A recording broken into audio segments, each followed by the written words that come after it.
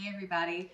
So up until a few years ago, when I would go out to eat, I would always be looking over the dessert menu and see creme brulee and just think, oh my gosh, it's just like the most elegant dessert ever, right? And it was always so expensive. So I went home and I looked up a recipe to make it for, I think it was around the holidays at one time. Thanksgiving may have been the first time I made it. And to my delight, it's only like 5 or 6 ingredients depending on what type you're making, and it's so easy and it's so cheap to make. So I went ahead and I made a batch the other day. This is the finished product here. I did it in advance, this way I could show you all the finished product. It takes 2 hours to set up in the fridge after you've done the water bath, which I'm going to get into all this in a second, but I just wanted to show you guys the torch part. But yeah, that is the finished custard right there. I'm gonna take some of this sugar here, sprinkle it over the top. I'm gonna mess. That's my MO, right? Making a mess. And then get you a little handy dandy kitchen torch. Torch that shit.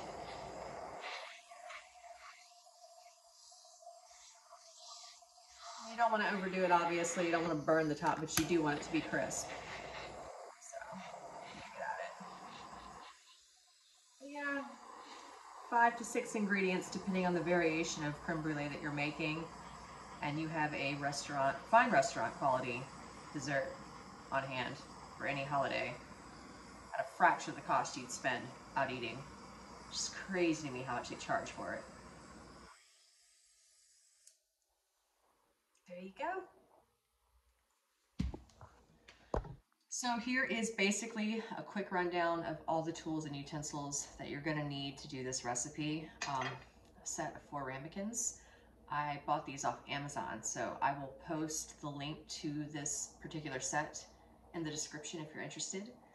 And then these are going to go inside of a 13x9 baking dish, which a water bath will, they're going to be essentially sitting in a water bath. And what that does is it serves as, basically keeps them all at an even temperature during the cooking process.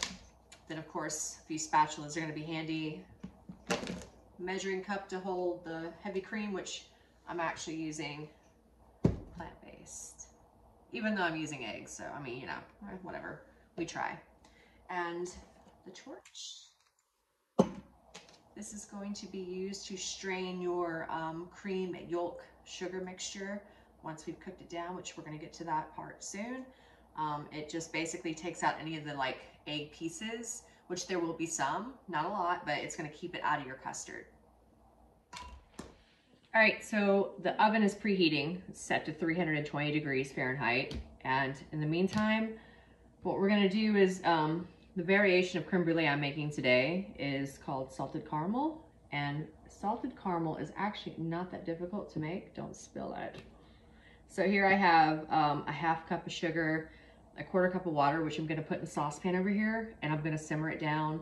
I would say anywhere up to 10 to 15 minutes on a medium heat. Just keep stirring it. It's gonna turn amber in color. And once it gets to that point, we're gonna go ahead and add in our 2 cups of the plant-based cream and get that to a simmer. And then we'll turn the oven off and we're gonna get it ready to mix in with our 4 egg yolks here that I've whisked already. And once we start to, we're gonna slowly add this mixture into the eggs. It's very important that we do so because it will start to cook the eggs if you add too much heat at one time. So you're just gonna slowly add it in. And then once it's all combined, you're gonna run it through the sieve here over the measuring cup that we just poured it out of. So that way it fits perfectly, as you notice. It catches any of the egg bits. You will have a little bit of cooked egg bit in it, but not much. And then you will have your custard ready to pour into your ramekins here that are in your 13x9 baking dish. And while all this is going on, I'm gonna be having a sauce pot over here that's gonna be boiling some water. So once I'm ready to put the custard filled ramekins into the oven in the water bath, it's all there. So easy peasy. Next, I'm gonna show you every single step. So that last video segment, I mentioned it was a half cup of sugar and a 1/4 cup of water, which is what I'm stirring right now on the stovetop. medium-low heat until it turns to a caramel color. It supposedly says you should use superfine sugar, and I think that's because it doesn't take as long to caramelize, but if you have granulated sugar like myself, it's completely okay. And that is just why I mentioned probably about 10 minutes. A little longer process, but it's worth it. Just got to continually stir it. If you notice it's getting like sticky to the bottom of the pan, you can turn down your heat a little bit. Just be mindful. But yeah, I'm going to sit here and stir this down until we get it to a caramel color, and then we will pick up on the next step. But in the meantime, I have my oven preheating 320, and I've got a saucepan of water. Well, going to simmer. We're not going to keep it in a boil the whole time.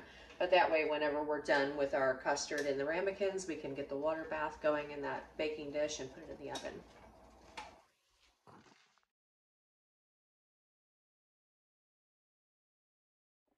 All right, so as you can see, I just turn it to a medium heat, being that we're not using superfine sugar, but that is definitely changing color there. And at this point, I'm going to take our 2 cups of our plant-based cream and add it on in.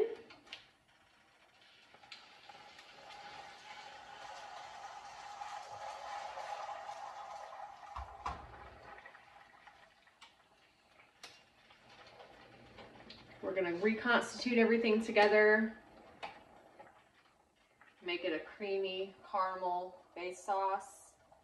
And then once it's all combined together, we're going to take it off the heat and add in a 1/4 teaspoon of Himalayan pink sea salt. It's my favorite. I use it in my cookies and all my sweets. So.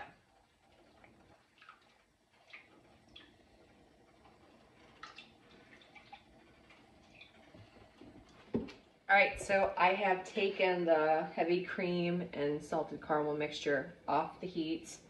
I'm going to go ahead now and add my 1/4 teaspoon of Himalayan pink sea salt. Mix that in. And then this is the part I mentioned where we're going to take the 4 egg yolks that we've whisked very well, and we're going to pour this slowly, not too quickly, into the yolk and combine it all together. Mainly because I had mentioned earlier, it will cook your egg if you put too much heat all in at once. It's a very delicate process. But yeah, let me get, and I've got this water boiling here for the water bath. Slow boil. Let me, hot mess. Get my whisk ready.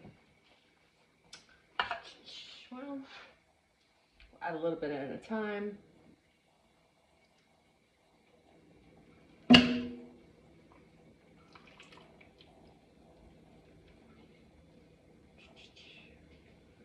Wrist power. A little more. Tiptoeing. All the while, steady whisk, so we discourage the cooking process from happening. And this next part of the sieve, this is when that will come into play, because there will be a little bit of egg you'll find after this, but won't be much if you did it right.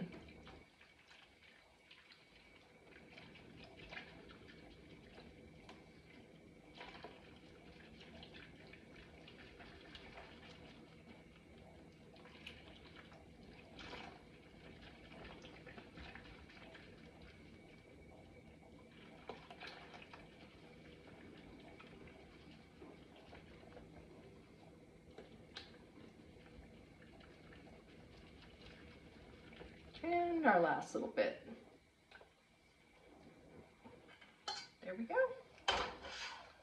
Combine this, and then what we're gonna do now is take the sieve and our measuring cup. We're gonna pour it through.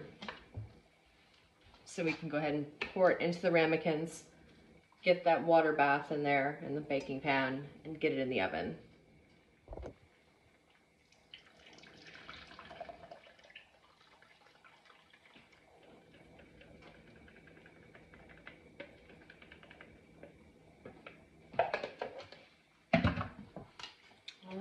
So you see the little bit of egg there? It's not much. That's about the ideal amount you're looking for. If there's way more than that, you literally started cooking your egg yolk. So I've done it once or twice. Don't beat yourself up over it. Luckily, this recipe is just a matter of technique. It's not that difficult. Practice makes perfect.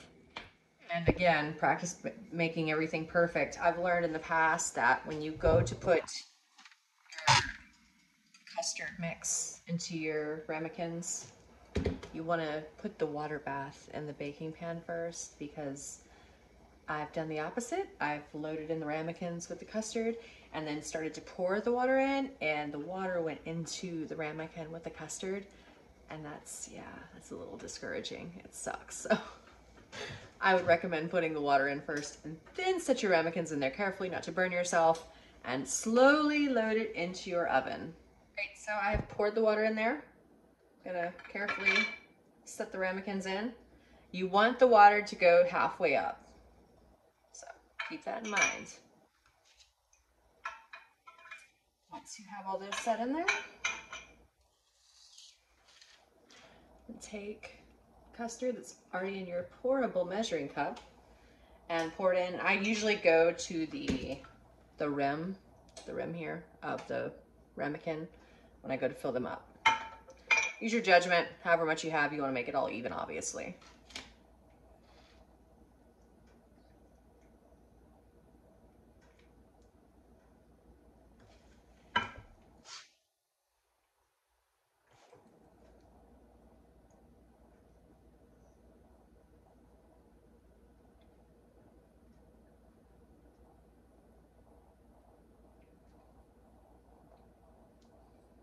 Even it out. Here, a little there. All right, so we have the creme brulee poured into the ramekins. Water bath's in there. The oven's preheated, ready to go.